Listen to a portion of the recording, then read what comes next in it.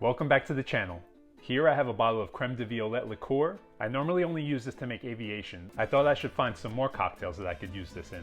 I managed to find 5 that I thought were interesting, so I'm going to show you how to make those right now and let you know what I think about them. The first drink to get the video started is the Violette 75. This is a variation of the French 75. To make this cocktail, you're going to need 1.5 ounces of gin, followed by 3/4 of an ounce of grapefruit juice or any other citrus fruit that you happen to have around.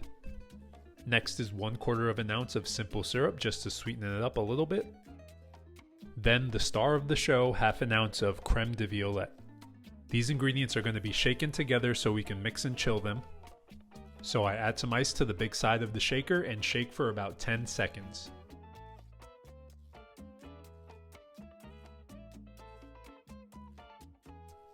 As you saw before, this is going to be served in a champagne glass or flute. So I'm going to go ahead and pour the chilled mixture into the glass, and this should fill it up about 3/4 of the way. Now to fill the rest of the glass, I'm going to use some Prosecco. So now all I got to do is pop open this bottle and pour it into the glass. This cork was being kind of stubborn and took longer than I expected to open. After struggling for about a minute, I finally got it open. Once you finally get the bottle open, all that's left to do is fill the rest of the glass with Prosecco and garnish with a lemon twist.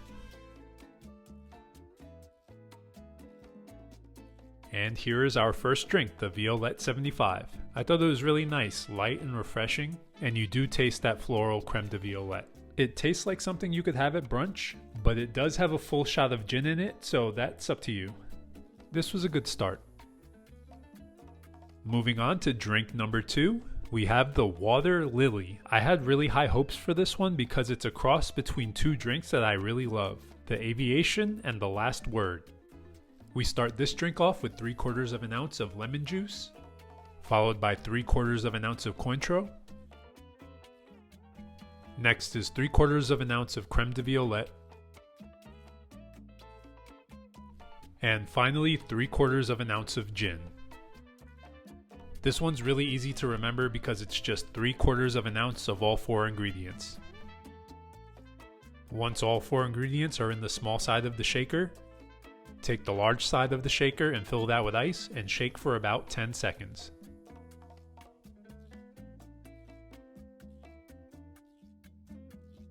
Now the chilled cocktail can be strained into a coupe glass. You could also double strain this just to get any other smaller ice chips out. Finally, I take a fresh orange peel, expel the oils on top of the glass, run it around the rim, and then drop it into the cocktail. And that's the Water Lily. I had a feeling I was going to like this one, and I really did. Lots of flavor and very refreshing. I recommend this one. I'd say this is going pretty well so far. Now we're taking a little break from gin for the next 2 drinks, with drink number 3 being the Blackberry Martini. We start this drink off by taking 6 fresh blackberries and muddling them inside of our shaker. Once that's done, we add 1/2 ounce of Créme de Violette.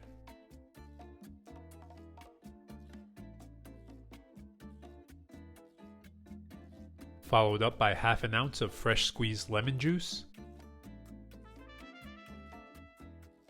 And finally 2 ounces of vodka.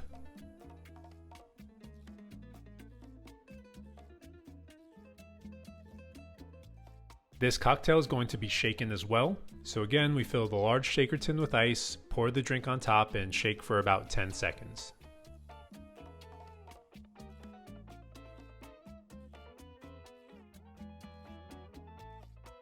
After you're done shaking, this will be strained into a martini or coupe glass. Either one will work in this case. Keep in mind that the blackberries will make this drink a little bit thicker, so it might take a little bit longer to strain into the glass. I took a peek just to make sure that there was nothing left in the shaker and found that I had a couple more drops left. And once I finally got everything out, I garnished the cocktail with 1 blackberry and a fresh sprig of mint.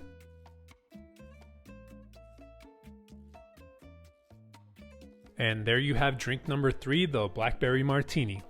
I really enjoyed the juiciness that was added to the drink by the muddled blackberries. This is much easier to drink than a regular martini. So once again, something that I'd recommend trying. Moving on to drink number 4, we have the Stormy Morning. This drink is built directly in the glass, so no shaker required. So just grab a highball glass, fill it with ice, and start off by adding 1 ounce of fresh squeezed lime juice. Next is 1.5 ounces of Créme de Violette, which sounds like a lot. I even had to double check the recipe, which was right behind the microwave. But into the glass it goes.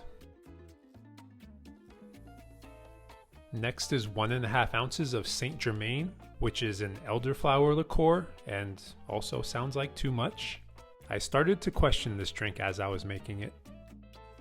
But once that's in, the last thing to do is top it up with Prosecco. I already had the bottle open, so it was a lot easier this time. As you probably saw in the intro to this drink, it's supposed to have a layered look to it, kind of like a tequila sunrise or a dark and stormy. This of course looks like a stormy morning. I really do like how it looks, but let's see how it tastes. Of course that sip tasted just like Prosecco, so I went ahead and kind of ruined the presentation by mixing it, but this was going to give me some better flavor. I hope. This drink really confused me. I had to taste it twice here and even made it again a couple days later. I concluded that it was a little bit too sweet for me, but I didn't hate it. So if you're into sweeter drinks, I would give this a try. But I'd have to say it's my least favorite. This brings us to our final drink, drink number 5, the Violet Tide. We start this drink off with 3/4 of an ounce of lime juice, followed by 1/2 ounce of Luxardo maraschino liqueur.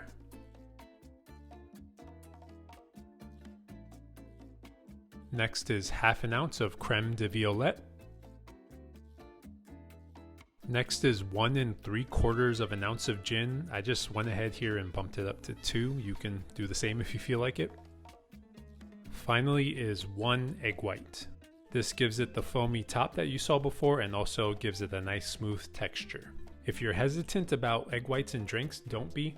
I personally really like them. Some people will dry shake drinks with egg whites, which means to first shake without ice, but I found that it doesn't make a ton of difference, so I just went ahead and added the ice. Then I shook the drink very hard for about 15 to 20 seconds to make sure that it was nice and chilled and had a decent amount of foam at the end. Now that it's ready to go, I'm going to go ahead and pour it into a rocks glass with 1 large ice cube. As you can see here, it's very foamy, so I would say that a dry shake isn't really necessary. Anyway, here is the final drink, the Violet Tide. Let's give it a taste. I really enjoyed this one. It was light and creamy and had good flavor. So if you're a fan of sours, I would try this one out as well. If you enjoyed this video, give it a like and subscribe if you're interested in seeing more in the future. This will let me know if I should do another video like this with either another liqueur or just another color in general. I really enjoyed making this video, so I hope you enjoyed watching it. The recipes for all 5 of these drinks are in the description, so give any or all of them a try and let me know what you thought about them. All I have to do is drink all 5 of these now. It'll be fine. See you in the next video.